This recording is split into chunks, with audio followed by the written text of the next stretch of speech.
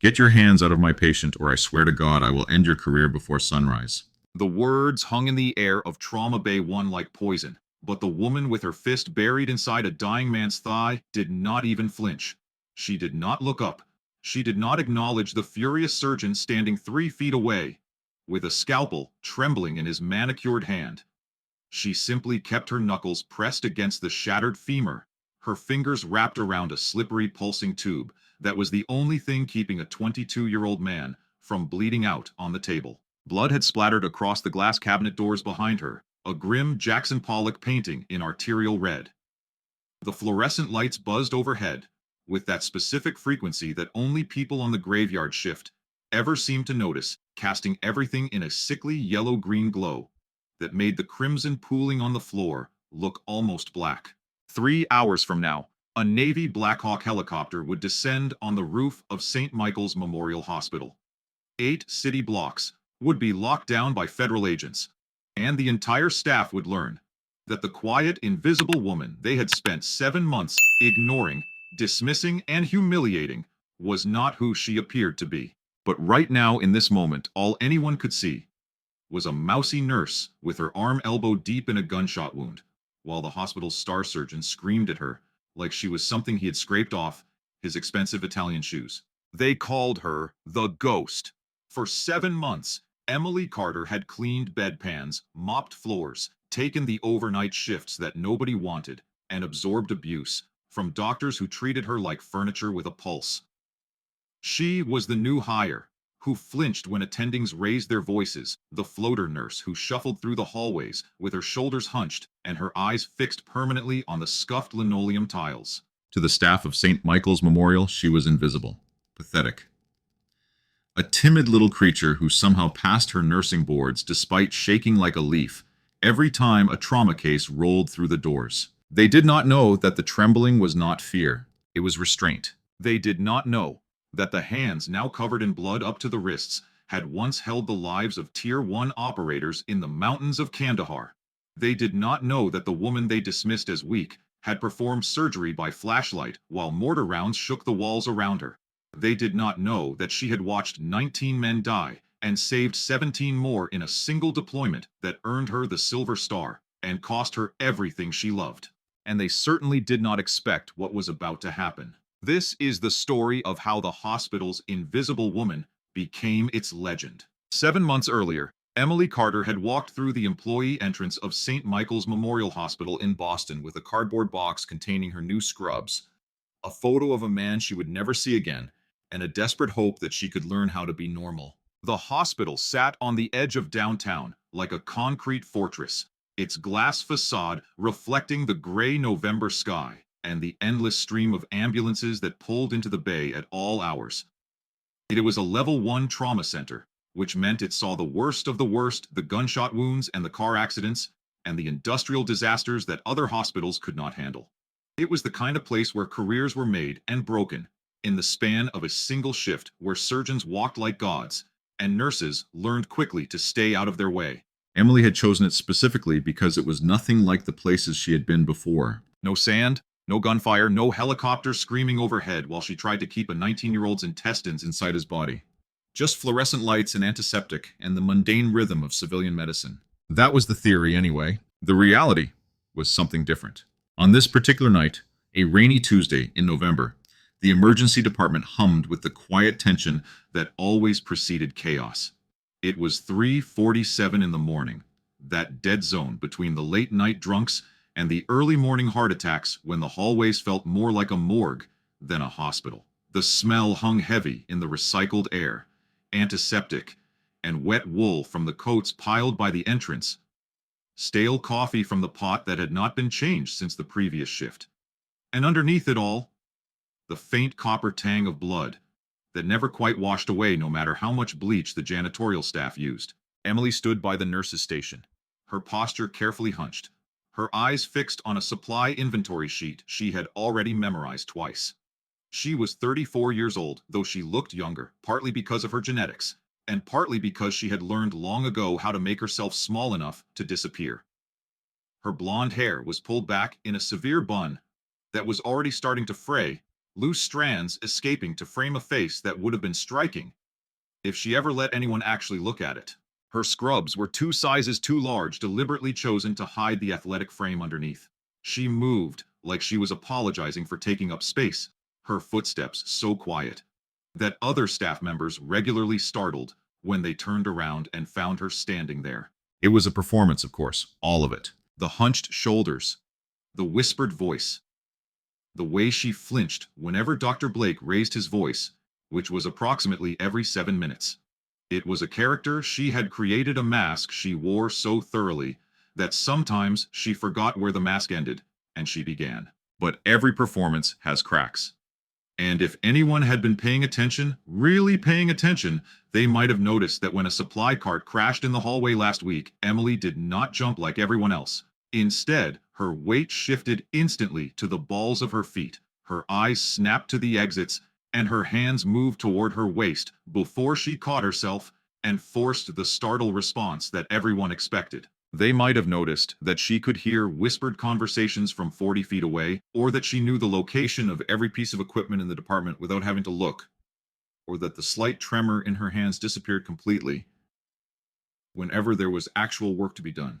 But nobody was paying attention. Nobody ever paid attention to the ghost.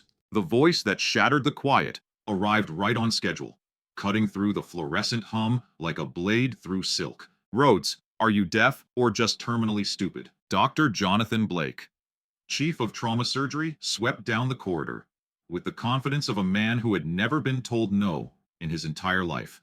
He was 48 years old, Harvard Medical School class of '99, with a publication record that took up 3 pages of his hospital bio and an ego that took up considerably more space.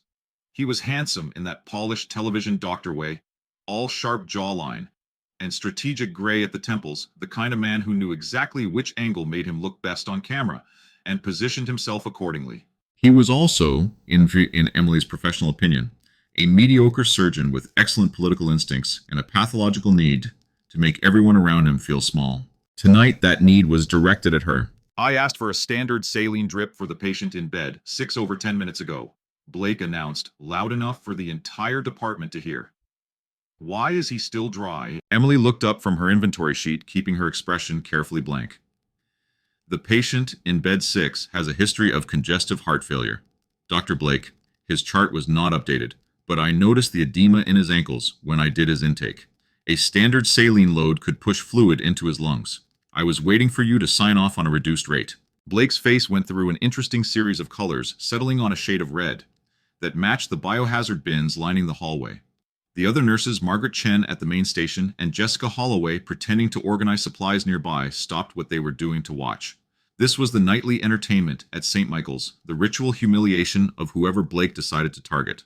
You noticed Blake laughed, a harsh sound devoid of actual humor. You noticed ankle swelling. Please enlighten me. What prestigious medical school did you attend? I am a nurse, Dr. Blake. I went to nursing school. Community college in Tennessee, according to your file. Blake's smile was the kind that made small animals run for cover, which I suppose explains why you think you are qualified to question a Harvard-trained surgeon about fluid management. Emily said nothing. She had learned long ago that silence was often the most effective weapon, though not in the way Blake intended. Hang the bag, Blake ordered. Standard rate. And the next time you want to play doctor, remember that your job is to follow orders, not to think. He turned and walked away before Emily could respond, which was exactly what he wanted. Victory through volume, superiority through spectacle. The other nurses watched him go with expressions that ranged from relief that they had not been targeted to smug satisfaction that someone else had. Margaret Chen, who had worked at St. Michael's since the Reagan administration and had long since stopped being surprised by anything, shook her head and returned to her paperwork.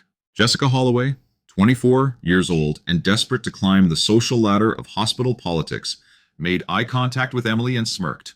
Tough break, she said in a tone that made clear she did not think it was tough at all. Maybe try actually knowing your place next time. Emily did not respond.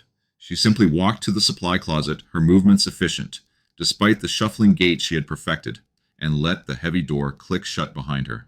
The supply closet was small and cramped, lined with metal shelving units stacked high with saline bags and gauze and the 1,000 other items that kept a hospital running. The light was dim, a single bulb that cast long shadows across the concrete floor, and the air smelled of plastic packaging and the faint chemical sweetness of sterile supplies. It was also the only place in the entire hospital where Emily allowed herself to stop pretending. The moment the door clicked shut, her posture changed. Her spine straightened, adding 2 inches to her height. Her shoulders rolled back, revealing the athletic frame that the oversized scrubs were meant to hide. The hunched timidity vanished like smoke, replaced by something harder, something colder, something that would have made Blake wet himself if he had ever actually seen it.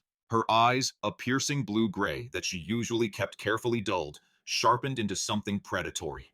They swept the shelves automatically, cataloging contents and positions, identifying potential weapons and obstacles, assessing the room the way she had been trained to assess every room she entered. Old habits, she thought.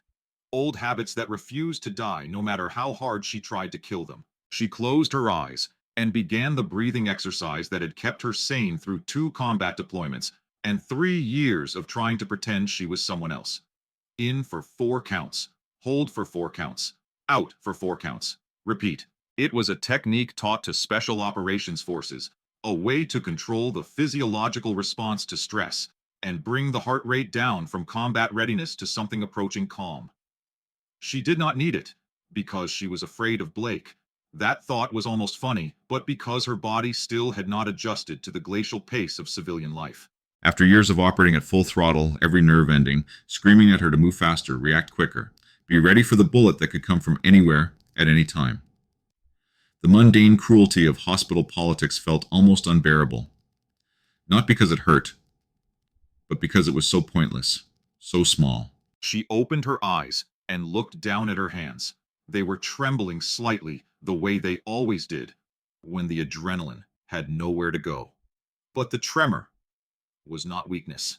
It was energy, with no outlet, a warrior's body trapped in a peacetime cage. The hands themselves told a story that her oversized scrubs could not quite hide.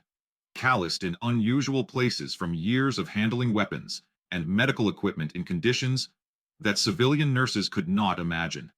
A scar ran from her left wrist to her elbow, faded now, but still visible, the souvenir of a piece of shrapnel that had come within an inch of severing her radial artery. She grabbed the saline bag she had come for. She would hang it at the reduced rate she knew was correct, and she would adjust the flow regulator when Blake was not looking, and she would add this to the running count. She would kept in her head of all the times she had saved patients from his incompetence without him ever knowing. 3rd time this week. 47th time since she had started. She told herself she was just doing her job. She told herself it did not matter, that no one noticed, that no one cared, that she could save 100 patients, and Blake would still treat her like dirt on his expensive shoes. But something was building. She could feel it, the way she used to feel changes in the weather before a storm rolled over the mountains of Afghanistan. Something was coming. She just did not know yet that it would arrive on a stretcher surrounded by police with a bullet wound in the wrong place and a surgeon too arrogant to see what was right in front of him. The sound came without warning, a helicopter passing over the hospital on its way to somewhere else. It was a routine occurrence in a city like Boston, nothing more than background noise that most people filtered out without conscious thought. Emily's body did not get that memo. The thwap, thwap, thwap of the rotors hit her like a physical blow, and suddenly she was not in a supply closet in Boston anymore. The fluorescent light blurred and shifted, replaced by the harsh white glare of a tactical flashlight. The smell of plastic and antiseptic became dust and cordite, and blood, so much blood, that it soaked through her uniform and dried in the creases of her knuckles. Korangal Valley, Afghanistan. 8 years ago, they called it the Valley of Death, and they were not being dramatic. It was a jagged slash of rock and scrub brush that had swallowed Soviet soldiers and American soldiers with equal indifference, a place where the mountains themselves seemed hostile, and the enemy knew every shadow. Senior Chief Hospital Corpsman Emily Catherine Hayes had been attached to SEAL Team 6 for the operation, providing medical support for a mission that was supposed to be quick and clean. Nothing in the Korangal was ever quick and clean. The ambush came on the 3rd day.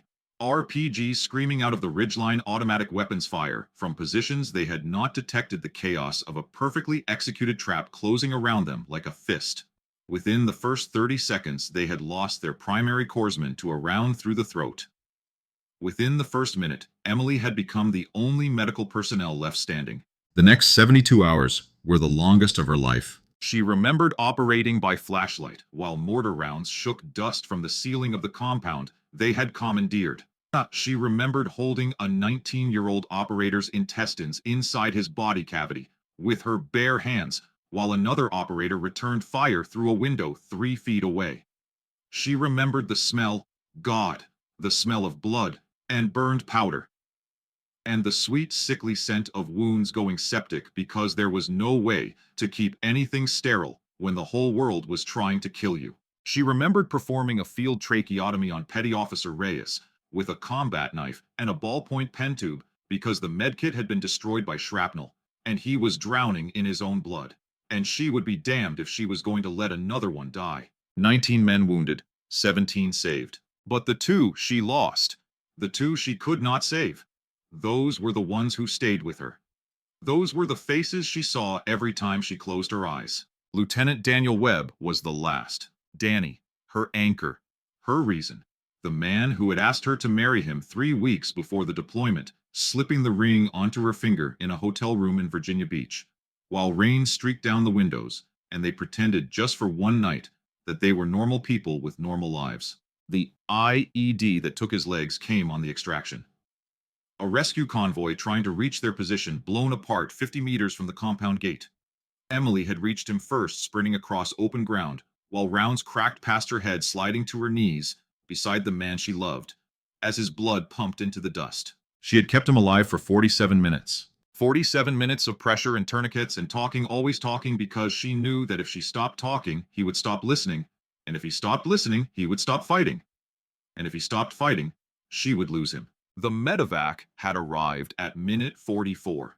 They had loaded him onto the helicopter, while she held his hand, still talking, still promising that everything would be okay. He died at minute 47, 3,000 feet in the air, his fingers going slack in her grip as the last of his blood pressure dropped below what the heart could sustain. His final words, whispered through lips that were already turning blue, were the same words she still heard every single day of her life.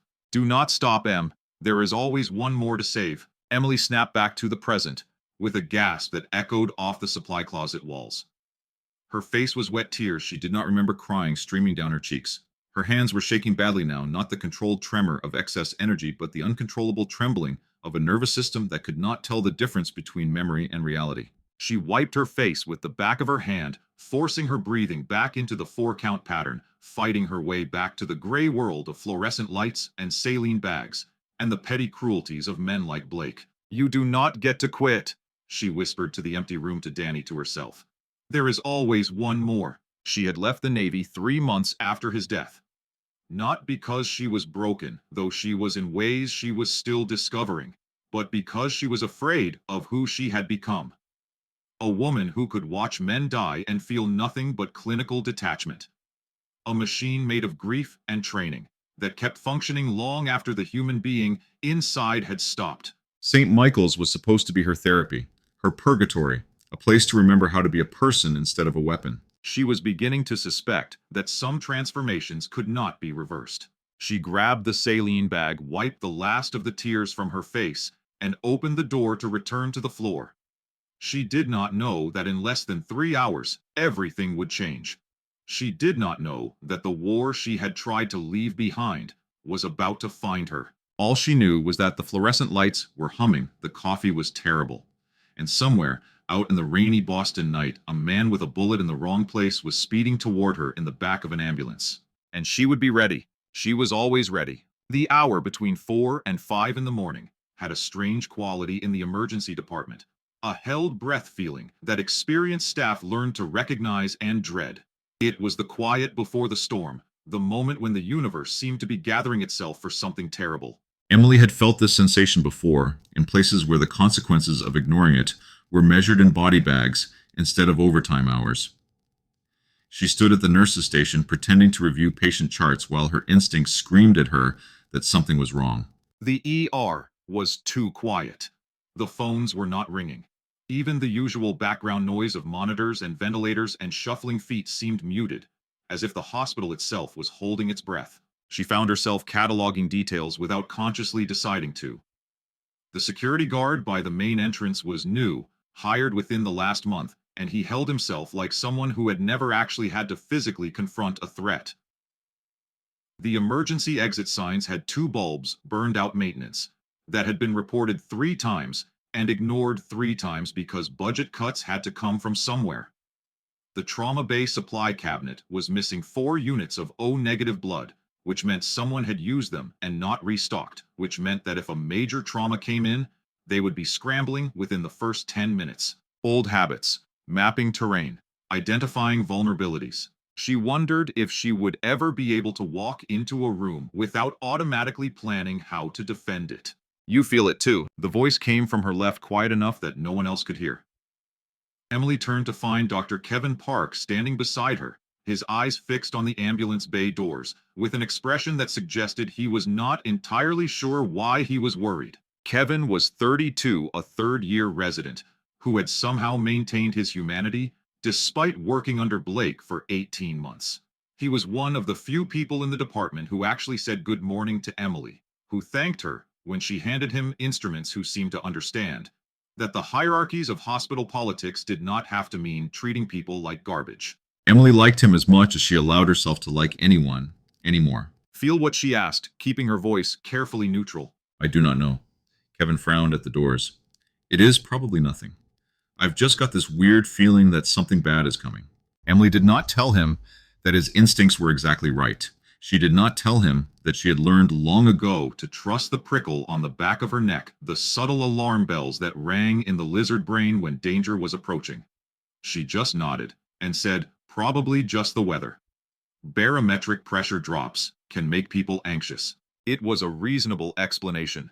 It was also complete nonsense, but Kevin seemed to accept it, offering her a small smile before heading off to check on the patient in bed 4. Emily watched him go, then turned her attention back to the ambulance bay doors. The rain was coming down harder now, sheets of water that turned the parking lot lights into blurry halos. Somewhere in the distance, she could hear sirens. More than one, she realized. Multiple vehicles converging on the same location. The charge nurse's phone rang. Margaret Chen answered it, and Emily watched the color drain from her face in real time. Mass casualty, Margaret said. Into the phone, her voice carefully controlled. How many? And the critical, what is his status? She hung up and reached for the overhead intercom, her hand not quite steady. All available staff to the ER. Incoming trauma, GSW, to the chest ET. 4 minutes. Additional casualties en route. The quiet shattered like glass. Staff materialized from break rooms and supply closets, the night shift shuffle replaced by the controlled urgency of people who had done this hundreds of times before. Trauma bays where cleared equipment was positioned, the choreography of emergency medicine spinning up like an engine coming to life. Blake swept in from wherever he had been hiding, his white coat billowing behind him like a cape, his face arranged in the expression of calm authority that he practiced in the mirror. What do we have? Gunshot wound to the chest, male, early 20s, Margaret reported. Police pursuit vehicle crashed. He is the driver. There were 2 officers also injured but stable. He is the critical. Blake nodded, already moving toward Trauma Bay 1. Get it set up for a thoracotomy. If he is tamponading, I will need to crack him open. Emily fell into position against the wall of the Trauma Bay, invisible as always, watching the preparations unfold with eyes that missed nothing. She noted the positioning of the crash cart, the location of the surgical instruments, the sight lines to the door. She noted which staff members were focused and which were nervous, who would be useful in a crisis and who would freeze. And she waited. The ambulance bay doors exploded inward, as if they had been kicked by a giant. And suddenly, the quiet tension of the past hour converted itself into pure, concentrated chaos. 2 paramedics burst through the opening, pushing a gurney that seemed to be more blood than patient. They were flanked by 4 police officers. 2 of them visibly injured themselves, all of them shouting information that overlapped into an incomprehensible wall of sound. GSW male 22, hit in the chest and maybe the leg. We could not tell, there was so much blood. Suspect in a police pursuit crashed his vehicle on the interstate. BP was 80/50 when we loaded him. It has been dropping. Needs surgery. Now he is dying. The gurney crashed through the doors of Trauma Bay 1, and Emily got her first clear look at the patient. He was young, heartbreakingly young with a face that probably looked boyish and charming when it was not gray and slack with blood loss. Handcuffs secured his wrists to the rails of the gurney, a reminder that whatever else he was also a suspect in something serious enough to warrant a police chase. His shirt had been cut away by the paramedics, revealing a gunshot wound in his upper chest that was bleeding freely, the dark red of venous blood mixing with the brighter arterial spray. But that was not what caught Emily's attention. What caught Emily's attention was the blood pooling under the gurney, not from the chest wound, which was positioned wrong to be draining downward. From somewhere lower, somewhere the paramedics had not noticed because the patient's dark jeans were hiding the saturation. The leg, she thought. They said maybe the leg. There was no maybe about it. She could see the wet gleam where the denim was soaked through, could see the way the blood was spreading across the white floor tiles in a pattern that told her everything she needed to know about what was happening underneath those jeans. Femoral artery, severed or at minimum torn. At the current rate of blood loss, the patient had less than 3 minutes before his brain started to die from oxygen deprivation. Maybe less. Blake did not see it. Blake was focused on the chest wound, the dramatic injury, the one that would look good in an article or a presentation. He was already calling for a thoracotomy tray, preparing to crack the patient's chest open to access the heart and the major vessels. He is tamponating, Blake announced with complete confidence. The blood is compressing the heart. We need to relieve the pressure. Get me a 10-blade and the rib spreader. Emily opened her mouth to speak. Doctor, the leg. I said, get me the instruments, Blake snapped, without turning around. And someone get that nurse out of my trauma bay. She is in the way. Emily looked at the floor. She looked at the clock. She looked at the patient whose face was going from gray to blue, whose eyes were starting to roll back, whose life was measured in seconds now, not minutes. She looked at Blake, who was reaching for a scalpel with hands that had no idea they were about to kill a man. 2 minutes and 30 seconds. She did not make a decision. Not really. Decisions imply thought consideration, the weighing of options. What happened instead was something deeper, something that bypassed the conscious mind entirely and went straight to the muscle memory that had been burned into her nervous system by years of operating in conditions that made this trauma bay look like a luxury spa. She moved. Later, the witnesses would struggle to describe what they saw. The words they used were blur and impossible and like something out of a movie, which did not capture it at all, but was the best their civilian minds could manage. One moment, Emily Carter was standing against the wall invisible and ignored the ghost who haunted the edges of the department without ever really being part of it. The next moment, she was at the foot of the gurney. She did not ask for permission. She did not wait for orders. She did not pause to consider the consequences for her career, her cover, her carefully constructed identity as a timid nobody who followed the rules and never made waves. She reached into her pocket and pulled out a pair of trauma shears, heavy-duty medical scissors that she had carried on her person every single shift for 7 months without ever needing to explain why. And in one fluid motion that spoke of training and practice and hundreds of repetitions under the worst conditions imaginable, she cut the patient's jeans from the knee to the hip. The blood that erupted was nothing short of spectacular. It came out in a geyser, a fountain of bright arterial red that sprayed across the cabinet doors and the floor, and the pristine white of Blake's coat. The other nurses screamed. One of the police officers stumbled backward, his hand going to his weapon out of pure reflex. Blake dropped his scalpel, the metal clattering against the tray with a sound that seemed impossibly loud in the sudden silence. Emily did not flinch. She did not hesitate. She did what she had done dozens of times in places where hesitation meant death, and medical supplies came from whatever you could scavenge from the wreckage. She put her fist directly into the wound. Her hand plunged into the torn muscle and shattered vessels of the patient's inner thigh, guided by nothing but touch and experience, and the desperate knowledge that somewhere in this mess of blood and tissue was an artery that needed to be stopped right now. Her fingers found it, the slippery pulsing tube of the femoral artery, and she clamped down with her knuckles against the femur bone, creating a seal through pure pressure. The fountain of blood stopped. The monitors, which had been screaming alarms, began to stabilize. The heart rate steadied. The blood pressure, which had been crashing towards zero, began to tick upward. Femoral artery, Emily said. Her voice was different, not the soft mumble of the ghost, the voice that apologized for existing and faded into the background. This voice was flat and commanding, the voice of someone who had shouted orders over gunfire and expected them to be obeyed. Severed approximately 2 inches below the inguinal ligament. He was not tamponating, he was bleeding out from the leg. The chest wound is superficial, by comparison, probably did not even nick the lung. She looked up at Blake for the first time, and the expression on her face made him take an involuntary step backward. If you had cracked his chest, she continued, her tone utterly devoid of emotion. The drop in thoracic pressure would have accelerated the blood loss from the femoral. He would have been dead in 90 seconds, maybe less.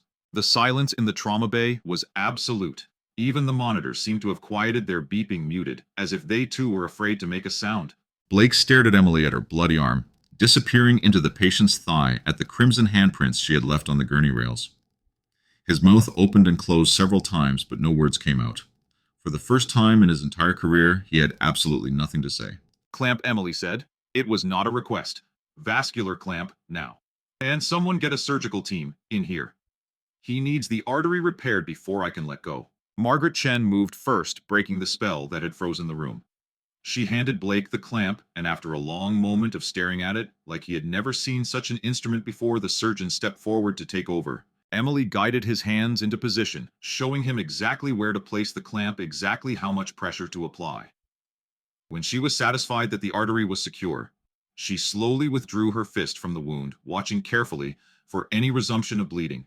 There was none. She stepped back from the gurney, holding her bloody hands up in the sterile pose that was pure reflex, and looked down at herself. Her scrubs were soaked from the chest down. There was blood in her hair, on her face, probably in her shoes. She looked like she had just walked out of a horror movie. She felt more like herself than she had in 3 years. Get him to surgery, she said quietly. He is going to need at least 4 units of blood, probably more. Type and cross. Before you transfuse, the cops probably do not know his blood type, and you do not want to kill him with an incompatibility reaction after all this. Nobody moved. They were all still staring at her, their expressions ranging from shock to awe to something that looked almost like fear. Now, Emily added with just enough edge to make it clear that she was not asking. The room exploded into action. The patient, whose name turned out to be Marcus Webb, no relation to anyone Emily had ever known, despite the coincidence that made her heart clench, was rushed to surgery and stabilized within the hour. He would live. He would probably even walk again, though, with a significant limp. The charges against him, it turned out, were relatively minor, a string of car thefts that had spiraled out of control when he panicked at a traffic stop. He was a stupid kid who had made stupid choices, not a hardened criminal. None of that mattered in the moment. What mattered was the silence that followed Emily as she walked to the sink and began washing the blood from her hands and arms. The trauma bay had been cleared of everyone except essential personnel, but she could feel the eyes on her through the glass walls. The entire department had gathered in the hallway, doctors and nurses and techs, and even a few patients who were mobile enough to rubberneck, all of them watching the woman who had just saved a life with her bare hands. The woman they had thought was pathetic. The woman they had dismissed and mocked and ignored. Margaret Chen was the first to approach her. The charge nurse moved slowly, like someone approaching a wild animal they were not sure was friendly, and stopped about 5 feet away. "How did you know?" Margaret asked. Her voice was quiet, but there was something underneath it, a recognition that went beyond simple curiosity. The blood was not even visible on his jeans. The paramedics missed it. Blake missed it. How did you know it was arterial? Emily continued washing her hands, watching the pink water swirl down the drain. The pooling pattern on the floor, she said. Venous blood spreads evenly. Arterial blood pulses with the heartbeat. It creates a specific spatter pattern. I have seen it before. Where? Emily was quiet for a long moment. A place where getting the diagnosis wrong meant people died. Margaret nodded slowly, and Emily could see the understanding dawn in her eyes. I was Army Nurse Corps, Margaret said quietly. Vietnam, 1971. Different war, same lessons. She did not say anything else. She did not need to. She simply reached out and put a hand on Emily's shoulder, a brief touch that communicated more than words ever could, and then walked away to manage the chaos that was erupting in the department. Emily finished washing her hands and dried them on a paper towel, taking her time using the mechanical action to center herself. The adrenaline was fading now, leaving behind the familiar emptiness that always followed a crisis. The high of the fight followed by the crash of the aftermath. She became aware of someone standing behind her and turned to find Kevin Park watching her with an expression she could not quite read. "You have done that before," he said. "Not a question." Emily looked at him for a long moment, weighing options, calculating risks. Then she nodded once. "More times than I can count." Kevin did not push for details. He just stood there, processing what he had witnessed, recalibrating everything he thought he knew about the quiet nurse who never made eye contact. "Blake is going to make your life hell," he said finally. "You know that, right? You just showed him up in front of the entire department. He is never going to forgive that." Emily almost smiled. He was going to make my life hell anyway. At least now there is a reason. Before Kevin could respond, the trauma bay doors swung open and Blake himself stormed in. His face was a mottled purple, his hands clenched into fists at his sides. He had changed out of his blood-soaked coat, but he still looked disheveled in a way that Emily suspected horrified him. "You," he said, pointing at Emily, "my office. Now." Emily turned to face him, and something in her expression made him hesitate despite his rage. "After I finish my documentation," she said calmly, "the patient needs accurate records, and right now, I am the only one who knows exactly what interventions were performed and in what order." Blake's face went through several more interesting colors. For a moment, Emily thought he might actually explode right there in the trauma bay. But then, Margaret Chen appeared at his elbow, murmuring something about press inquiries and hospital liability. And the prospect of looking bad in the media seemed to override his desire for immediate revenge. "My office," he repeated. "The moment you are finished. Do not even think about leaving the building." He turned and stalked away, and Emily returned to her documentation with hands that were perfectly steady. She had approximately 2 hours before everything changed. The locker room was empty at 6:23 in the morning, most of the night shift having already left and the day shift not yet arrived to claim the space. Emily sat on the bench in front of her locker, staring at nothing, letting the silence wash over her like a physical thing. Her hands had finally started to shake. Not during the crisis, of course. Never during the crisis. Her body knew better than to betray her when lives were on the line. But now, in the aftermath, with the adrenaline fully metabolized, and nothing left to do but wait for the consequences, the tremors were making up for lost time. She had blown her cover. 7 months of careful invisibility of building a character so thoroughly unremarkable that no one would ever look twice at her gone in the span of 3 minutes. By now, the story would be spreading through the hospital like wildfire. By tomorrow, it would be on the local news. By next week, someone would start asking questions that she could not answer. Her phone buzzed in her pocket. She pulled it out and looked at the screen. Unknown number, which normally would have meant spam except that she recognized the area code. Virginia. Specifically, the Naval Special Warfare Development Group headquarters in Virginia Beach. Her hand tightened around the phone. She let it ring twice more before answering. "This is Hayes." The name came out automatically, the name she had not used in 3 years. Silence on the other end, just long enough to make her wonder if she had made a mistake.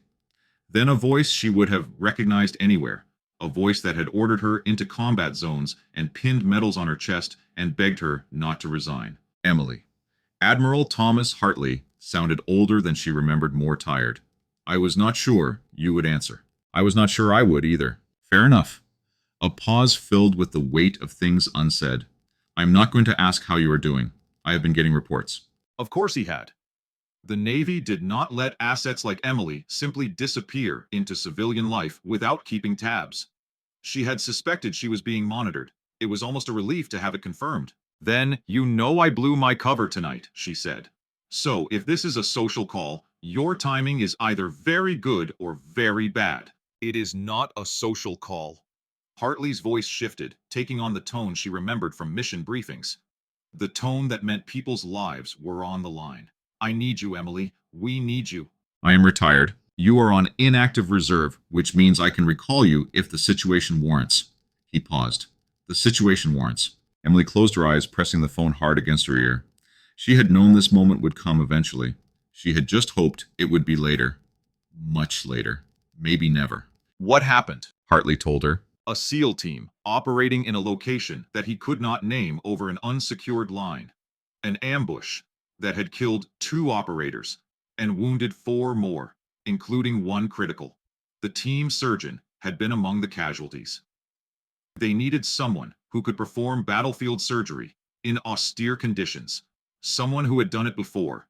Someone who could be trusted to keep operators alive long enough to get them to a real hospital. There was only one person on the eastern seaboard who fit all those criteria and could be mobilized in time.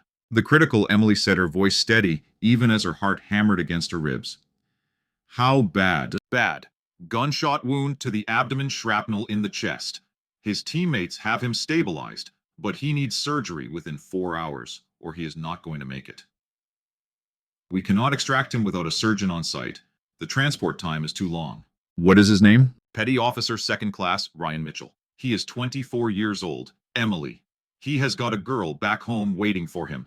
Emily opened her eyes and looked at herself in the mirror mounted on the locker room wall. She saw a woman with blood still dried in the creases of her knuckles, a woman who had spent 3 years trying to convince herself she was someone else. She saw Danny too. She always saw Danny. There is always one more to save. When do we leave? She heard herself say. Hartley exhaled relief, visible in the lines of his face. The helicopter is standing by. We can be wheels up in 10 minutes. She hung up without saying goodbye. She looked at the mirror for a long moment, at the ghost she had created, and the warrior who had never really gone away. Then she opened her locker, pulled out the go bag she had packed on her first day, and never actually expected to use, and walked out the door. The sound reached the emergency department before anyone saw its source, a distant throbbing that grew rapidly into the unmistakable thunder of military rotors. Staff members looked up from their work conversations, trailed off mid-sentence, and a curious tension spread through the building, like ripples from a stone dropped into still water. The morning shift was just arriving, coffee cups in hand, faces still soft with sleep. They walked into a department that had been transformed overnight, where the graveyard crew spoke in hushed voices about things they could not quite believe they had witnessed, where the name Emily Carter was being repeated with a reverence that would have seemed laughable 24 hours ago. None of them were prepared for what happened next. The helicopter appeared over the Boston skyline at 6:47 a.m. A Navy MH-60S Blackhawk, in full military configuration. It was not a medical transport, anyone with eyes could see that. It was an assault variant, equipped for operations that civilians were not supposed to know about, painted in colors that seemed to absorb the morning light. It circled the hospital once, then descended directly onto the roof. On the ground, chaos erupted. Police cars materialized from seemingly nowhere, sealing off 8 blocks in every direction without warning or explanation. Hospital security rushed to the main entrance, demanding answers that no one was authorized to give. Local news vans appeared within minutes, cameras pointed at the sky, reporters speculating wildly about terrorist threats and VIP patients and federal operations. Dr. Jonathan Blake pushed his way to the front of the crowd gathering in the lobby, his face a mask of excited anticipation. This was his moment, he clearly believed. Whatever was happening, it was big, and he intended to position himself at the center of it. What is going on? He demanded of a security guard. Why was I not notified? I am the chief of trauma surgery. Any major incident should come through my department. The security guard did not answer. He was staring at the elevator where the numbers above the door were counting down from the roof. The doors opened. 4 men in dark suits emerged first, spreading out, with the practiced efficiency of federal agents who did this sort of thing regularly. They wore earpieces and sunglasses and expressions that suggested they would be very happy to shoot anyone who gave them a reason. Behind them came 2 Navy officers in dress whites, their uniforms immaculate, their chests heavy with ribbons that most civilians would not be able to identify. And in the center of the formation, walking with a measured cadence that clicked against the linoleum floor like a heartbeat, was a woman. She was not wearing scrubs. She was not wearing the oversized, stained uniform of the janitorial staff. She was wearing a tailored, navy blue dress uniform, crisp and decorated, that fit her like it had been designed for precisely this moment. Her blonde hair was down, cascading over her shoulders in sleek, golden waves, no longer hidden in a frizzy bun that made her look smaller than she was. She walked with perfect posture, shoulders back, chin raised, every inch the warrior she had tried so hard to pretend she was not. It took the gathered crowd several seconds to process what they were seeing. Margaret Chen figured it out first, her hand going to her mouth in an expression of shock and sudden understanding. Jessica Holloway gasped, an audible intake of breath that drew irritated looks from the agents. Kevin Park smiled a small private expression that suggested he was not entirely surprised. And Dr. Jonathan Blake went absolutely white. Rhodes, he whispered the name coming out strangled. That is not possible. But it was possible. It was happening. The ghost, the mouse, the invisible woman who had spent 7 months absorbing his abuse without a word of complaint was walking toward him in a uniform that commanded more respect than he had ever earned in his entire career. The name on her badge did not say Emily Carter. It said MCPO, Emily C. Hayes USN, and underneath that, in smaller letters, that Blake had to squint to read Silver Star, Bronze Star, Purple Heart. The formation stopped when Emily was 5 feet from Blake, close enough that he could see the medals on her chest, the ribbons that represented things he could not begin to understand. Dr. Blake, she said, and her voice was the same voice that had commanded the trauma bay 3 hours ago, the voice that expected to be obeyed. I trust you have been keeping my department running smoothly. Blake made a sound that might have been a laugh if it had contained any actual humor. Your department. Miss Carter. I do not know what kind of game you are playing, but you abandoned your post. I filed termination paperwork the moment you disappeared. You do not work here anymore. Emily tilted her head slightly, a gesture that reminded several onlookers of a predator, deciding whether its prey was worth the effort of a chase. Actually, she said I never worked here in the first place. Not in the way you think. She turned to the older man in the navy uniform beside her, a terrifying figure, built like a tank with a face that looked like it had been carved from granite. Admiral, would you mind explaining the situation? Admiral Hartley stepped forward, and even Blake, who respected nothing and no one, found himself shrinking back from the sheer weight of authority the man projected. Dr. Blake Hartley, said his voice like gravel being fed through a garbage disposal. Master Chief Hayes has been on detached duty at this facility as part of a Navy transition program for combat veterans. She was placed here for observation and decompression following her retirement from active operations. Our understanding was that she would be provided with a low-stress environment to support her reintegration into civilian life. He paused, letting the implications sink in. Instead, we have documented evidence of consistent workplace harassment, verbal abuse, and professional misconduct directed at a decorated veteran with over 20 years of combat medical experience. The Navy takes a very dim view of how our people are treated, Dr. Blake. A very dim view indeed.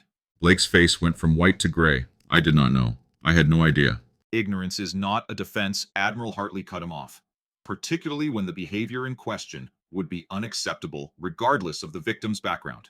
He reached into his leather folio and produced a stack of papers. Effective immediately, your medical license is suspended pending a full investigation. Your privileges at this hospital are revoked. You will surrender your credentials to hospital security and vacate the premises within the hour. You cannot do this, Blake sputtered. I have tenure. I have rights. I will sue. You are welcome to try, Emily said quietly. But I should warn you that the evidence against you is extensive. Security footage, witness statements, incident reports. Every time you humiliated a nurse or falsified a record or prioritized your ego over patient safety, someone was watching. Someone was documenting. She took a step closer and Blake actually flinched. I spent 7 months watching you, Gregory. I watched you endanger patients. I watched you destroy careers. I watched you create a culture of fear that made everyone in this department worse at their jobs because they were too scared of you to speak up. Her voice dropped to barely above a whisper. And I fixed things. Quietly. Invisibly. 47 times in 7 months I corrected your mistakes before they killed someone. You never knew. You never even suspected. Because you never looked at me long enough to see anything but a convenient target for your insecurities. She straightened up and stepped back, her expression shifting from cold fury to something almost like pity. Your career is over, Dr. Blake. Not because of me, but because of you. Everything that is happening right now is the direct result of choices you made every single day to be cruel instead of kind. Blake stood there, surrounded by the shattered remains of his reputation, and for the first time in his life, he had absolutely nothing to say. 2 security guards appeared at his elbows, waiting to escort him from the building. He went with them without resistance, his shoulders slumped, his expensive shoes dragging against the floor. Emily watched him go, then turned to face the crowd that had gathered to witness his downfall. Doctors and nurses and techs and patients, all of them staring at her with expressions that ranged from awe to confusion to something that looked almost like hope. I have to go, she said, addressing no one in particular. There is someone who needs my help, but I want you all to know something. She paused, making sure she had their attention. Every person in this building matters. Every job matters. The surgeon and the janitor, the attending and the intern, the patient and the person who cleans their room. We are all part of the same mission, which is keeping people alive. And anyone who forgets that anyone who thinks their title gives them the right to treat others as less than human. She did not finish the sentence. She did not need to. Take care of each other, she said. I will be back when I can. Then she turned and walked toward the elevator, the formation closing around her, leaving behind a department that would never be quite the same. The conference room on the third floor of St. Michael's had been commandeered by the Navy within minutes of the helicopter's arrival. Its usual occupants of hospital administrators and department heads politely but firmly relocated to somewhere else. Emily sat at the head of the long table, still in her dress uniform, while Admiral Hartley spread classified documents across the polished wood surface. Here is what we know, Hartley said, his voice low, despite the room being swept for listening devices twice already. 12 hours ago, a six-man SEAL team was conducting a reconnaissance operation in a location I cannot name. They were ambushed during extraction. 2 killed in action, 4 wounded, one of them critical. Emily looked at the photograph spread before her. Satellite imagery of terrain that could have been anywhere in a dozen countries, medical reports, with sections blacked out, personnel files with faces she did not recognize, but expressions she knew intimately. The look of men who had seen things that would never fully leave them. The team surgeon was one of the KIAs, Hartley continued. Lieutenant Commander Peters, good man, took a round through the neck in the first 30 seconds of the ambush. Emily closed her eyes briefly. She had not known Peters personally, but she knew the type. Dedicated, skilled. The kind of person who volunteered for deployments that most doctors would run from. The critical patient is Petty Officer Second Class Ryan Mitchell, Hartley said, sliding a photograph across the table. 24 years old, 3 deployments, exemplary service record. He took a round through the abdomen and caught shrapnel from a grenade in his chest. His teammates have him stabilized with field dressings and prayer, but he needs surgery within the next 4 hours, or the internal bleeding is going to kill him. Emily picked up the photograph. Ryan Mitchell had a young face, open and earnest, the kind of face that probably smiled easily and often. He looked like the boys she had saved in Kandahar.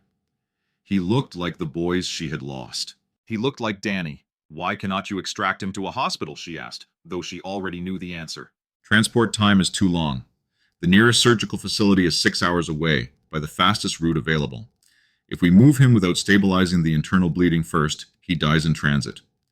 If we do not move him at all, he dies where he is.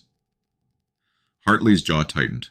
We need someone who can operate in the field, someone who can perform surgery in a moving helicopter with limited equipment and no backup. Someone who has done it before and brought patients home alive. There was only one person on the eastern seaboard who fit all those criteria and could be mobilized in time. The critical, Emily said, her voice steady even as her heart hammered against her ribs. How bad? Bad. Gunshot wound to the abdomen, shrapnel in the chest. His teammates have him stabilized, but he needs surgery within 4 hours, or he is not going to make it. We cannot extract him without a surgeon on site. The transport time is too long. What is his name? Petty Officer Second Class Ryan Mitchell. He is 24 years old, Emily. He has got a girl back home waiting for him. Emily looked at the photograph again. Ryan Mitchell, 24 years old, with a girl back home waiting for him. A whole life ahead of him if someone could keep him alive long enough to live it. She thought about the 3 years she had spent trying to convince herself she was done with this life. The therapy sessions and the medication and the carefully constructed identity of a woman who did not carry the weight of the dead on her shoulders. She thought about how good it had felt just a few hours ago to stop pretending and let herself be who she really was. She thought about Danny and the promise she had made to him as he died in her arms. There is always one more to save. When do we leave? She heard herself say. Hartley exhaled relief, visible in the lines of his face. The helicopter is standing by. We can be wheels up in 10 minutes. I need to grab my gear. And I need to say goodbye to a few people. You have 5 minutes. It would have to be enough. The hallway outside the conference room had cleared of most of the spectators, but a small group remained clustered near the elevator, as if waiting for something they could not quite name. Emily recognized them immediately. Margaret Chen, standing with her arms crossed and her expression unreadable. Kevin Park, still in his scrubs, looking like he had not slept in days. And Jessica Holloway hovering uncertainly at the edge of the group like she was not sure she belonged there. Emily walked toward them, and something shifted in the air as she approached. These were the people who had witnessed her transformation, who had seen the ghost become something else entirely. They deserved at least a moment of explanation, even if she could not give them the whole truth. Margaret stepped forward first. The older nurse had changed out of her work clothes and was wearing a simple cardigan over slacks, but she carried herself with the same quiet authority she always had.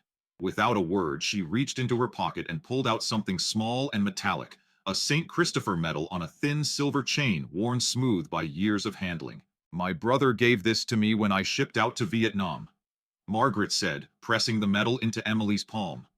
It kept me safe for 2 tours. I want you to have it. Emily looked at the medal, feeling the weight of history in her hand. Margaret, I cannot take this. It is yours. It is mine to give. Margaret's eyes were bright, but her voice was steady. Bring yourself back, Emily. That is all I ask. Bring yourself back. Emily closed her fingers around the medal and nodded, not trusting herself to speak. Kevin was next. He approached with his hands in his pockets, looking younger than his 32 years, looking like a man who had just realized that the world was bigger and stranger than he had ever imagined. I knew there was something different about you, he said quietly, from the first day. I just could not figure out what it was. You were one of the only people here who treated me like a human being, Emily replied. That matters more than you know. What do I do now? Kevin asked. With Blake gone, with everything changing, what do I do? Emily put a hand on his shoulder. You become the doctor this place needs. You stand up for the nurses and the techs and the patients who cannot stand up for themselves. You do not let the Blakes of the world win. Kevin nodded slowly. I can do that. I know you can. That is why I am asking. The last goodbye was the hardest. Jessica Holloway stood apart from the others, her arms wrapped around herself, her face a complicated mixture of shame and something that might have been hope. She had been one of Emily's cruelest tormentors, giggling at Blake's jokes, adding her own barbs whenever the opportunity arose. But she was also young, young enough to change, young enough to become something better than she had been. Emily walked over to her, and Jessica flinched as if expecting a blow. Instead, Emily simply looked at her for a long moment, seeing the fear underneath the bravado, the insecurity that had made cruelty feel like safety. We all wear masks, Emily said finally. The question is what we do when we take them off. Jessica's eyes filled with tears. I am sorry. I am so sorry. I did not know. I never thought. I know. Emily's voice was gentle. That is the point, Jessica. You never thought. None of you did. But now you can. Now you can look at the quiet person in the corner and wonder what their story is. Now you can choose to be kind instead of cruel. She turned and walked toward the elevator where the federal agents were waiting impatiently. She did not look back. Some doors once opened could never be closed, but some doors led to places worth going. The helicopter lifted off from the roof of St. Michael's Memorial at 7:15 a.m., climbing into a sky that was just beginning to brighten from gray to gold. Emily sat in the jump seat, her go bag at her feet, her mind already running through the procedures she might need to perform with equipment that would be laughably inadequate by civilian standards. The crew chief, a grizzled senior chief named Morrison, who had clearly been doing this since before Emily was born, handed her a headset so she could communicate over the roar of the rotors. 3 hours to the rendezvous point, Morrison shouted into the mic. We will link up with the extraction team, grab your patient, and get the hell out. Simple. Nothing was ever simple, Emily thought. But she just nodded and began checking her medical kit for the 4th time. The flight was a blur of noise and vibration, and the peculiar timelessness that came with traveling toward danger. Emily used the hours to review Ryan Mitchell's medical file, memorizing his blood type and allergies, and the details of his wounds as reported by his teammates. She visualized the procedures she might need to perform, walking through each step in her mind, until they felt as natural as breathing. She had done this before, she could do it again. The terrain below shifted from urban sprawl to rural farmland, to something wilder and more desolate. They crossed water at some point, then mountains, then a landscape that Emily recognized from her previous deployments, even though she could not have named the country if asked. 5 minutes, Morrison announced. Prep for hot extraction. The helicopter began its descent toward a clearing that was barely visible through the dust being kicked up by the rotors. Emily could see figures on the ground, men in tactical gear waving them in and beyond them. A makeshift shelter constructed from camouflage netting and whatever materials they had been able to scavenge. The skids touched earth, and Emily was moving before they fully settled. She grabbed her kit and ran, keeping low beneath the spinning blades, heading for the shelter where a cluster of men were gathered around a prone figure. She recognized the look on their faces, the desperate hope of men who had done everything they could and knew it was not enough. Chief Hayes. One of them stepped forward, a massive operator with blood on his hands and exhaustion carved into every line of his face. Thank God, he is in here. The shelter was barely large enough to stand in, lit by tactical flashlights that cast harsh shadows across the improvised operating space. Ryan Mitchell lay on a stretcher in the center, his face gray, his breathing shallow, surrounded by the detritus of field medicine bloody bandages. Empty morphine syrettes, IV bags that had been hung from netting hooks. Emily dropped to her knees beside him and began her assessment. The abdominal wound was worse than the reports had suggested. The bullet had entered just below the ribs and traveled upward, perforating the liver and probably nicking the inferior vena cava. The field dressings his teammates had applied were soaked through with dark blood, and his abdomen was rigid with internal swelling. The shrapnel in his chest was a secondary concern, fragments that had embedded in the intercostal muscles without penetrating the lung cavity. Painful and dangerous if left untreated, but not immediately fatal. The liver was the priority. The liver was what would kill him in the next hour if she did not stop the bleeding. I need light, Emily said, her voice calm despite the adrenaline flooding her system. All of it. And someone hold this retractor. The operators moved to comply, their training overriding their exhaustion. They had been awake for over 20 hours, had watched two of their brothers die, and were running on nothing but determination and the faint hope that this woman could perform a miracle. Emily intended to give them one. She worked by flashlight and instinct, her hands remembering procedures that her conscious mind did not need to guide. She opened the abdominal wound wider, irrigated the cavity with saline, and found the bleeder a ragged tear in the liver tissue that was pumping blood with every weak beat of Ryan's heart. She clamped it, sutured it, clamped another. The minutes blurred together, marked only by the steady beeping of the portable monitor and the occasional distant sound of gunfire that reminded her where she was. Halfway through the procedure, Ryan's heart stopped. The monitor flatlined, the steady beep becoming a continuous tone that Emily had heard too many times in too many places. The operators froze, their faces going pale beneath the dirt and blood. Emily did not freeze. She never froze. She began compressions immediately, her hands finding the rhythm automatically, while her mind calculated survival probabilities and intervention options. She could not do proper CPR without stopping the surgery, but she could not let his heart stay stopped either. Come on, Ryan, she said, her voice low and fierce. You do not get to quit. Not today. Not like this. She grabbed the emergency defibrillator from her kit, charged it, and pressed the paddles to his chest. The shock made his body jerk, but the monitor remained flat. Again, she said to no one in particular. She charged and shocked again. Nothing. You are going home, Ryan. You are going home to that girl who is waiting for you. You are going to marry her and have kids and grow old and tell stories to your grandkids about the time you almost died in a place nobody can pronounce. She charged the paddles a third time. But you have to fight. You have to stay with me. She shocked him again. The monitor beeped. Once, twice. Then a rhythm weak, but present, the unmistakable pattern of a heart that had decided to keep beating. Emily let out a breath she had not realized she was holding, and returned to the surgery, with hands that remained perfectly steady despite the tears streaming down her face. 37 minutes later, she tied off the final suture and stepped back from the stretcher.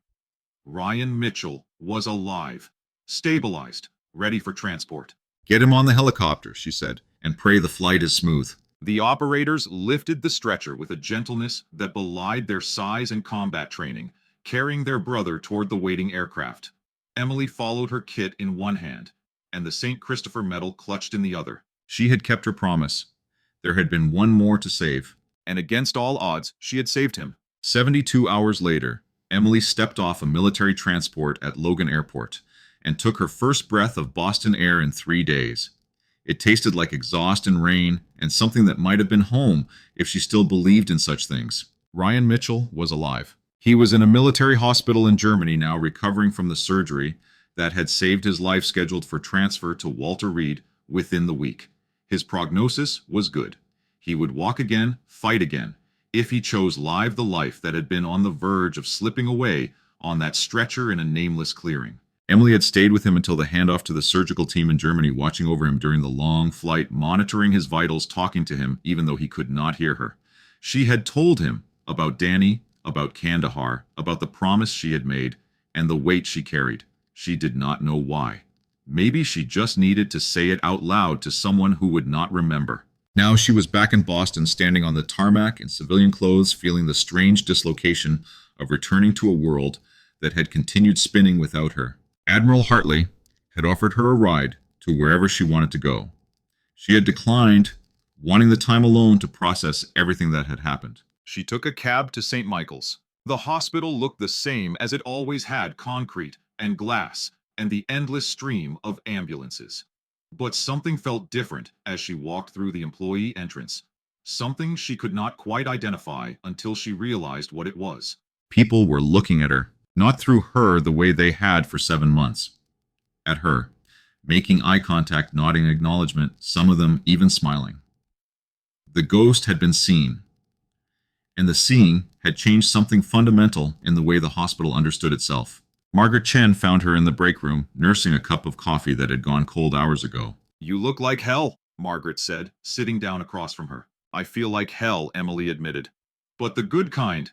"Is there a good kind?" "The kind where you are exhausted because you did something that mattered. That kind." Margaret nodded slowly, understanding in her eyes. "The young man you went to save. Is he alive?" "Alive, recovering, going to be fine." "Good." Margaret reached across the table and squeezed Emily's hand. "That is good." They sat in comfortable silence for a while, two women who had seen too much and carried too much, and somehow kept going anyway. Outside the break room window, the sun was setting over Boston, painting the sky in shades of orange and pink that seemed almost impossibly beautiful. "What happens now?" Margaret asked finally. Emily looked at her coffee, at her hands, at the fading light outside. "I do not know," she said honestly. "For the first time in 3 years, I do not know what comes next. And I think that might be okay." 2 weeks later, Emily stood in front of a mirror in her apartment, barely recognizing the woman staring back at her. The Navy had insisted on a formal recognition ceremony, the kind of event that she had avoided her entire career, preferring to let her work speak for itself rather than stand on stages accepting praise. But this time, she had agreed. Not for herself, but for Ryan, for Danny, for all the ones she had saved and all the ones she could not. She wore a red dress. It was elegant and fitted nothing like the oversized scrubs she had hidden inside for 7 months. Nothing like the tactical gear she had worn into combat zones. It was the dress of a woman who had stopped apologizing for existing, who had stopped trying to disappear into walls and backgrounds. Her blonde hair cascaded over her shoulders in golden waves, no longer scraped back in a punishing bun. She wore heels that would click against floors and announce her presence instead of the soft-soled shoes that let her move like a ghost. She looked for the first time in years like someone who wanted to be seen. The ceremony was held in the grand ballroom of the Fairmont Copley, filled with Navy brass and hospital administrators and the St. Michael's staff who had witnessed her transformation. Emily walked in on Admiral Hartley's arm, and the room fell silent. She saw Margaret Chen in the crowd, dabbing at her eyes with a tissue. She saw Kevin Park, beaming like a proud younger brother. She saw Jessica Holloway, who had transformed over the past 2 weeks into someone Emily barely recognized. Someone who volunteered for extra shifts and defended junior nurses and seemed to be genuinely trying to become better. She even saw Dr. Blake hovering at the back of the room, having somehow obtained an invitation despite his disgrace. He looked smaller than she remembered, diminished, a man forced to confront the consequences of his own cruelty. She felt no satisfaction at his presence, only a distant pity. The medal they pinned on her chest was her fourth, though the specific commendation hardly mattered. What mattered was the moment when Admiral Hartley stepped back and invited her to address the crowd. Emily walked to the microphone, looking out at the sea of faces, and spoke from the heart. I spent 7 months invisible, she said. I mopped floors and changed bedpans and let people treat me like I did not matter. And you know what I learned? That the invisible people are everywhere. They are the janitors who notice when equipment is malfunctioning. They are the night nurses who catch medication errors. They are the techs and the orderlies and the volunteers who keep hospitals running while the doctors get the credit. She paused, letting the words sink in. Every person matters. Every job matters. The surgeon and the janitor, the admiral and the corpsman, the patient and the person who cleans their room. We are all connected. We all depend on each other. And the moment we forget that, the moment we start treating some people as less worthy of respect than others, we lose something essential about what it means to be human. She looked at the medal on her chest, then back at the audience. This award is not for me. It is for Lieutenant Daniel Webb, who taught me that giving up is never an option. It is for the 17 operators I saved in Kandahar and the 2 I could not. It is for Ryan Mitchell, who is alive today, because his teammates refused to abandon him, and because I remembered the most important lesson Danny ever taught me. Her voice caught slightly, but she pushed through. There is always one more to save. There is always someone who needs help. And as long as that is true, none of us have the right to quit. She stepped back from the microphone to thunderous applause, but she barely heard it. She was looking at the back of the room where a young man in a wheelchair had just been pushed through the doors by a pretty brunette, who was crying and laughing at the same time. Ryan Mitchell. He was alive. He was here. And he was looking at her with an expression that said everything words could not. Emily walked through the crowd toward him, the applause fading into background noise. When she reached him, she knelt down so they were at eye level, and for a long moment, neither of them spoke. You came, she said finally. I had to. His voice was weak, but his eyes were bright. I had to say thank you. I had to see the person who would not let me die. Emily took his hand, feeling the warmth of living flesh, the pulse of a heart that had stopped on her operating table and started again because she had refused to give up. You did most of the work, she said. I just reminded you what you were fighting for. Brian smiled, then turned to the brunette beside him. Chief Hayes, this is Sarah, my fiancée. Sarah extended a trembling hand, tears still streaming down her face. I do not know how to thank you, she managed. I do not know the words. Emily stood and embraced her, holding tight. To the woman whose future had been saved along with Ryan's. You do not need words, she said. Just live. Live well. That is all the thanks I need. Later that night, after the ceremony had ended, and the crowds had dispersed, Emily stood alone on the balcony of the Fairmont, looking out at the Boston skyline. The city sparkled beneath her millions of lights, representing millions of lives, each one precious, each one worth saving. Her phone buzzed in her clutch, a text from an unknown number. New assignment available. Your choice. She read it twice, then looked up at the stars that were just becoming visible above the city lights. She thought about Danny, about Ryan, about all the ones who had come before, and all the ones who were yet to come. She thought about the peace she had been chasing for 3 years, and the realization that peace was not something you found by hiding. Peace was something you made by doing the work that mattered, by saving the lives that could be saved, by honoring the ones that could not. She typed her response. I am in. When do I start? Then she put the phone away and smiled at the darkness, feeling something she had not felt in a very long time. Hope. 6 months after the ceremony at the Fairmont St. Michael's Memorial Hospital was barely recognizable to anyone who had known it before. The changes had started small. A new policy requiring all staff to address each other by name regardless of position. A mentorship program pairing senior doctors with junior nurses. A weekly forum where anyone from the chief of surgery to the newest janitor could raise concerns without fear of retaliation. But the real change was something harder to quantify. It was in the way people treated each other in the hallways, the way conversations paused to include everyone present instead of just the people with impressive titles. It was in the absence of the casual cruelty that had once defined the department's culture. They called it the Hayes Standard, though Emily had nothing to do with creating it. The staff had developed it themselves, inspired by a woman who had proven that invisible people were often the most important ones. in the room. Margaret Chen had been promoted to Director of Nursing, a position she had been qualified for decades ago, but had never pursued because she was too busy actually caring for patients. Now she was implementing changes that she had dreamed about for 30 years, and the hospital was better for it. Kevin Park had completed his residency and been offered a position as attending physician at 3 different hospitals. He chose to stay at St. Michael's, where he had become the doctor Emily always knew he could be, the one who defended nurses and listened to patients and remembered that medicine was about people, not prestige. Jessica Holloway had surprised everyone, including herself. The cruel young nurse who had giggled at others' humiliation had transformed into one of the department's most compassionate caregivers. She volunteered for the hardest cases, the ones that other nurses avoided, and she approached each patient with a kindness that seemed to come from someone who understood what it felt like to be dismissed. As for Dr. Jonathan Blake, his medical license remained suspended.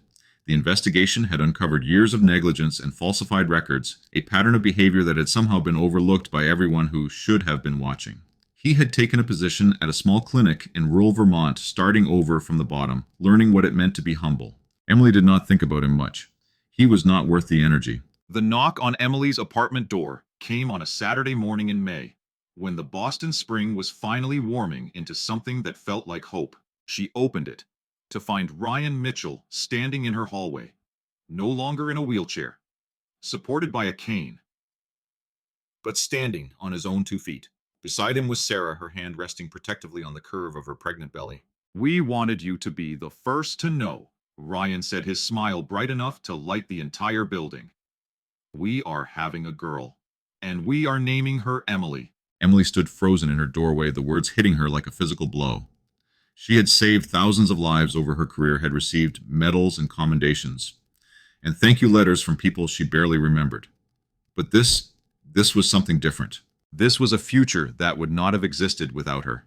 "I almost missed this," Ryan said, his voice thick with emotion. "The wedding, the baby, growing old, telling stories to my grandkids about the time I almost died in a place I cannot even talk about." He reached out and took her hand. "You gave me this. All of it." Emily finally found her voice. "You fought for it. I just helped." "You brought me back from the dead. I was gone, and you would not let me stay gone."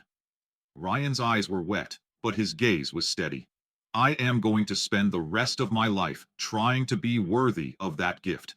I am going to teach my daughter about sacrifice and courage, and never giving up. And I am going to tell her about the woman who refused to let her father die." Sarah stepped forward and embraced Emily, holding tight with the strength of someone who had almost lost everything and understood exactly how precious second chances were. "Thank you," Sarah whispered. "Thank you for giving me my family." Emily held her back, feeling the warmth of new life between them, feeling the weight of purpose that had seemed so elusive for so long. "Take care of each other," she said when they finally pulled apart. "That is all I ask." She watched them walk away, hand in hand, heading toward a future bright with possibility. And she finally understood what Danny had been trying to tell her all along. The ones you save do not just survive. They go on to create lives and families and legacies of their own. Every person saved is a ripple that spreads outward, forever touching lives that would never exist otherwise. The weight of the lost would never fully disappear, but it was balanced now by something lighter. The wings of the saved. Emily stood at the nurses' station of St. Michael's Emergency Department, wearing scrubs that fit properly. Now her blonde hair pulled back in a practical ponytail, a cup of decent coffee warming her hands. It was 3 a.m. on a Tuesday, the graveyard shift, the hour when the hospital felt most like itself. She was here as a per diem nurse, picking up shifts when she was not consulting for the Navy, or training the next generation of combat medics at the Special Warfare Medical School in Virginia. She had found a way to be both versions of herself, the warrior and the healer, the woman who could save lives in impossible conditions, and the woman who could find peace in the quiet moments between crises. A new nurse stood by the supply closet, young and nervous, looking at the chaos of the ER with wide, overwhelmed eyes. The other staff bustled past her, without acknowledgement, too busy with their own work to notice her uncertainty. Emily set down her coffee and walked over. "First night?" she asked gently. The young woman nodded, looking like she might cry. "I do not know if I can do this. It is so much. Everyone seems to know exactly what to do, and I feel like I do not belong here. Emily smiled, remembering a version of herself that felt the same way once. What is your name? Amanda. Well, Amanda, I am going to tell you something that someone should have told me a long time ago. She put a hand on the young nurse's shoulder. You belong here. You earned your place. And the fact that you are nervous just means you understand how important this work is. She handed Amanda her coffee cup. First night is the hardest. It gets easier. And whenever you feel invisible, whenever you feel like nobody sees you, remember this. The quiet ones in the corner are often the most important people in the room. Amanda took the coffee with trembling hands, but she was smiling now. Thank you. That actually helps. Good. Emily turned back toward the trauma bay where the monitors were beeping and the phones were ringing and lives were waiting to be saved. Now come on, I will show you where everything is. Outside the windows, a helicopter passed over the hospital, its rotors beating against the night sky. Emily looked up at the sound, but she did not flinch. She just smiled at the darkness and whispered words that only she could hear. I know, Danny. Always one more. Then she walked into the light of the trauma bay, ready for whatever came next. And that is the story of Emily Hayes, the quiet nurse everyone ignored, until a Navy helicopter came for their SEAL Combat Pro. She proved that heroes do not always wear capes or carry weapons. Sometimes they wear scrubs and carry stethoscopes. Sometimes they mop floors and empty bedpans. Sometimes they hide in plain sight, waiting for the moment when everything falls apart and someone needs to hold it together. The next time you walk into a hospital, take a moment to look around. Look at the janitor pushing the mop in the corner. Look at the aide refilling the supply cart. Look at the nurse sitting quietly at the station, watching everything with eyes that seem to see more than they should. You never know who they really are. You never know what battles they have fought, what lives they have saved, what sacrifices they have made. And maybe, just maybe, that quiet person you have been ignoring is the most extraordinary one in the room. So here is my question for you. Who is the invisible person in your life? The coworker you walk past without saying hello. The neighbor you have never really talked to. The family member whose story you have never asked about. What would happen if you took a moment to really see them? If this story moved you, if it made you think about the invisible heroes in your own life, please hit that like button. It really does help this channel grow and tells me you want more stories like this one.